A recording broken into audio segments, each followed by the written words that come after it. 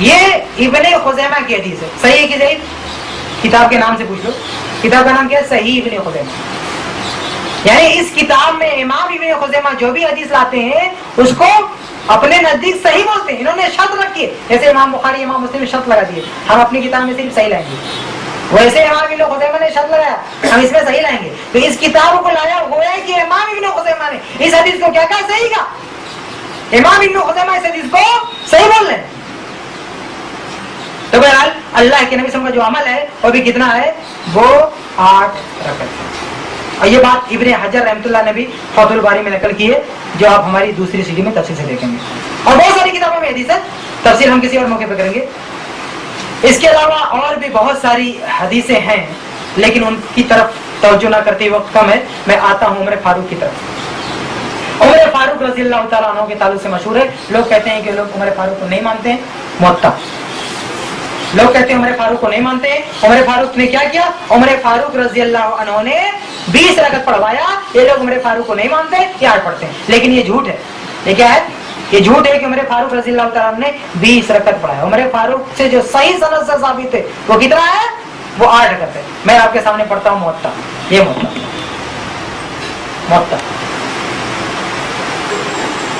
موطا امام مالک میں آپ کے سامنے کھولتا ہوں. صفحہ نمبر اس کا ہے 94. سند ہے اب مالک محمد بن یوسف عن السائب بن یزید انه قال امر عمر بن الخطاب ابی بن کعب وتمیم الداریہ ان يقوم للناس ب11 رکعتا. کہتے ہیں کہ سند بھی ذرا نوٹ کیجیے گا. سند امام مالک فرماتے ہیں کہ محمد بن یوسف سے مروی ہے.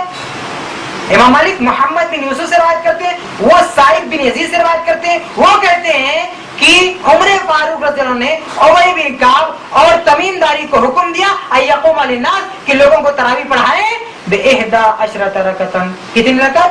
11 رکعت. تو عمر فاروق نے جو لاگو کیا تھا جماعت میں کتنی رکعت؟ 11 رکعت. یہ موطا کی حدیث بالکل صحیح ہے. اور کس طرح صحیح ہے؟ بخاری مسلم کے لیے کی. کیونکہ میں نے جو نام گرا ہے نا, اس کی سند میں جو لوگ ہیں, پہلے کون ہے؟ پہلے تو مالک, امام مالک کی کتاب ہے. امام مالک کس سے سنا ہے؟ محمد بن یوسف سے. وہ کس سے سنا ہے؟ سائب بن یزید سے. وہ عمر فاروق کا عمل رپورٹ کر رہے ہیں. یہ جو سند ہے ٹھیک اسی سند سے بخاری میں کئی حدیث موجود ہے. یہ صرف بخاری کے راوی نہیں ہے, بلکہ اسی لائن سے بخاری میں کئی حدیث آئی ہے. میں ایگزامپل دوں گا آپ کے سامنے. یہ میں بخاری بولتا ہوں, فتح الباری, اور حدیث نمبر اس کا کھولتا ہوں 1858. یہ فتح الباری ہے ہمارے پاس, جلد نمبر 4. فتح الباری ساتھ میں بخاری, جلد نمبر 4 اور صفحہ نمبر اس کا ہے 92. اب اس میں امام بخاری اپنے استاد سے نقل کرتے ہیں, اور وہ اپنے استاد سے, اور وہ محمد بن یوسف سے. یہاں پہ محمد بن یوسف, آگے کیا ہے؟ عن السائب بن یزید, آگے کیا ہے؟ عن السائب بن یزید قال. آگے حدیث شروع ہو رہی ہے. اگر اس میں کوئی گڑبڑی ہے تو بخاری کی حدیث پر کیا فیصلہ کرو گے؟ سند پہ کیا کرو گے تم؟ ضعیف ہے, ضعیف ہے تو بخاری میں کہاں سے آ گئے؟ ارے ابھی تو ہم نے ایک حدیث پڑھی ابن شیبہ کی, ہم نے کہا یہ راوی بخاری مسلم کے. ارے یہ تو راوی اسی ترتیب سے, وہی لائن اس میں موجود ہے. یہ بخاری کی حدیث جس لائن سے آ رہی اسی لائن سے حدیث آ رہی ہے. اور اس کے بارے میں تو امت کا اجماع کہ اس کے سارے راوی صحیح. اور بخاری میں یہ لائن ایک جگہ موجود نہیں ہے, یہ سند ایک جگہ موجود کہیں. یہ ایک حوالہ رکھو, یہ بخاری میں ایک اور کھولتا ہوں میں, یہ ہمارے سامنے فتح الباری جلد نمبر 6, جلد نمبر 6, اور اس کا میں صفحہ نمبر کھولتا ہوں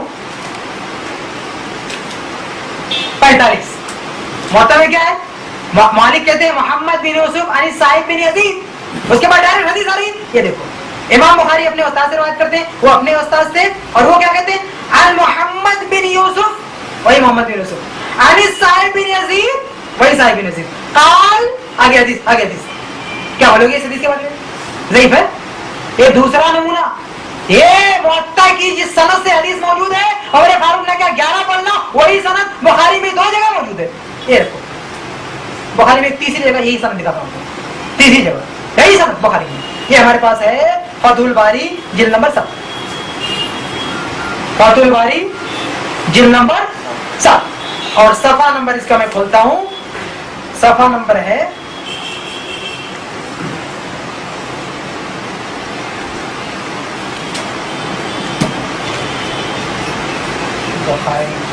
हदीस नंबर 4062, हदीस नंबर 4062, यहाँ पे हदीस नंबर 4062।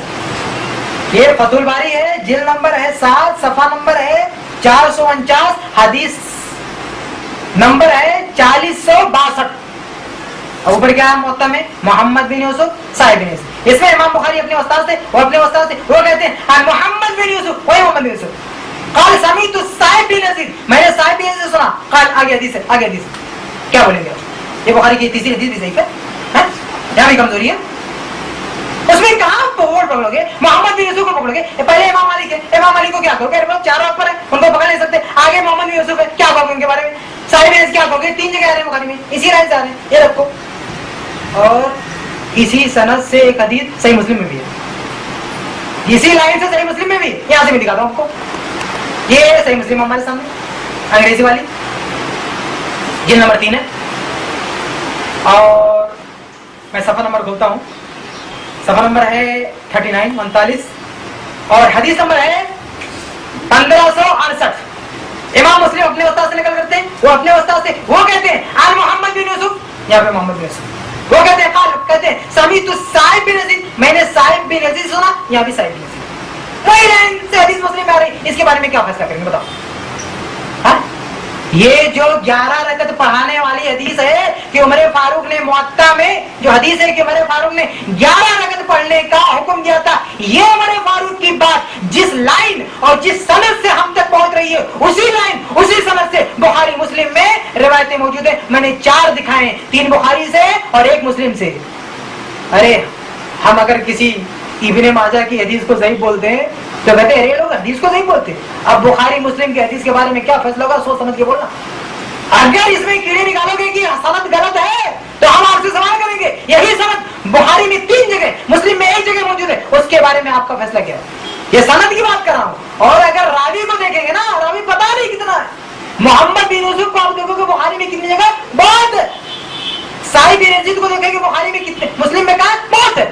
मैंने हर जगह से नहीं निकाला, मैंने वो 4 जगह दिखाई है जहां दोनों एक साथ हैं, जहां दोनों उसी लाइन में, जिस लाइन में मुअत्ता की हदीस आ रही है, वरना अलग अलग दोनों को दिखाते, मुअत्ता मुस्लिम बुखारी में होता है।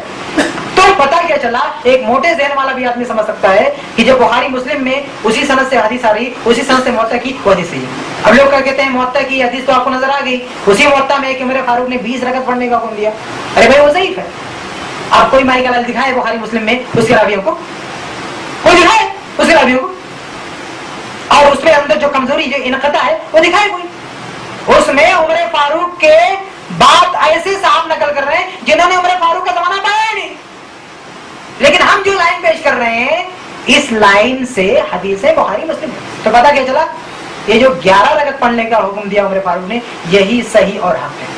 इस तरह में बहुत हदीसें पेश की जा सकती हैं, लेकिन मैं इसी पर बस करता हूं। लेकिन हमारी दूसरी सीढ़ी देखना ना भूलें। आखिर में मैं अपनी बात खत्म करते हुए एक चीज और पेश कर दूं। ये बात होगी कुरान हदीस से। तीसरी चीज क्या, दलील की बात हो रही थी। तो हदीस से ये साबित हो गया है कि तरावी कितनी है? 8 रकत है, 11 रकत है। अब देखें इजमा, तो उमर फारूक के दौर में जो मुअत्ता से साबित हुआ कि 8 रकत पढ़ी जाती थी, 11 रकत पढ़ी जाती थी वितर समेत, उसके खिलाफ एक भी सही हदीस मौजूद नहीं। पता क्या चला, उमर फारूक के दौर में इजमा था। इजमा भी हमारे पास। और अगर कोई दावा करे नहीं उमर फारूक में कोई दूसरा भी मसलक था, गिरोह था, तो सबूत पेश कर। उमर फारूक के दौर में रकत तरावी कितनी रकत पढ़ी जाती थी, इस ताल्लुक से सही और ऑथेंटिक बात सिर्फ मुअत्ता में और भी किताबों में, लेकिन ऑथेंटिक बात सिर्फ 11 पढ़ी जाती थी। लेकिन 11 से इधर उधर ऐसी कोई बात मौजूद नहीं है, सही सनद से मौजूद नहीं, मौजूद है लेकिन सही सनद से मौजूद नहीं। आगे में रह गया दलील की तीसरी किन, कयास। कयास कितना टाइम खत्म।